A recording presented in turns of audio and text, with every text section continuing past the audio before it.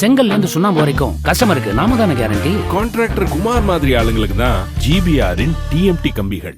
திருச்சி மலைக்கோட்டை தாயுமான சுவாமி கோவில் சித்திரை தேரோட்டத்தை அமைச்சர் அன்பில் மகேஷ் பொய்யாமொழி வடம் பிடித்து இழுத்து தொடங்கி வைத்த நிலையில் திரளான பக்தர்கள் கலந்து கொண்டு சாமி தரிசனம் செய்து வருகின்றனர். இது குறித்த கூடுதல் விவரங்களை எமது செய்தியாளர் கதிரவன் வழங்க கேட்கலாம். கதிரவன், வணக்கம். மேலும் விவரம். வணக்கம் பிரியங்கா. திருச்சி மாநகரின் அடையாளமாகவும் மிக கம்பீரமாக இருப்பது மலைக்கோட்டை உச்சி பிள்ளையார் கோவில். இக்கோவிலின் கீழ்ப்புறத்தில் அமைந்துள்ள தாய்மான சுவாமி கோவில் தேவார பாடல் பெற்ற சோழநாட்டு காவிரியின் தென்கரையில் அமைந்துள்ள ஸ்தலங்களில் 6வது ஸ்தலமாகும். திருச்சி மலைக்கோட்டை கோயிலில் வருடந்தோறும் சித்திரை மாதம் நடைபெறும் திருவிழா வெகு விமர்சையாக நடைபெறும். இந்த ஆண்டிற்கான சித்திரை மாத தேர் திருவிழா திருச்சி தாய்மலர் கோயிலில் கடந்த மாதம் 14ஆம் தேதி கொடியேற்றத்துடன் தொடங்கியது.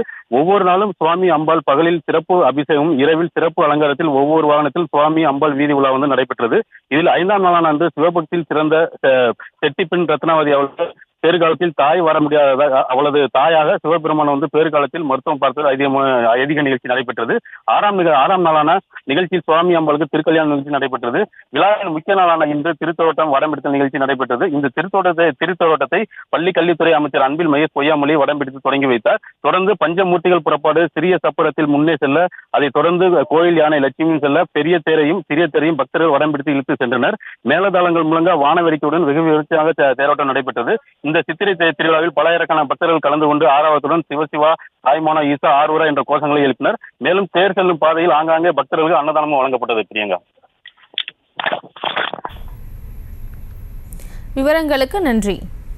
செங்கல்ல இருந்து சுண்ணாம்பு வரைக்கும் கஸ்டமருக்கு நாம தானே கேரண்டி. கான்ட்ராக்டர் குமார் மாதிரி ஆளுங்களுக்கு தான் ஜிபிஆரின் டிஎம்டி கம்பிகள். செய்திகளை உடனுக்குடனும் துல்லியமாகவும் தெரிந்து கொள்ள சப்ஸ்கிரைப் பண்ணுங்க.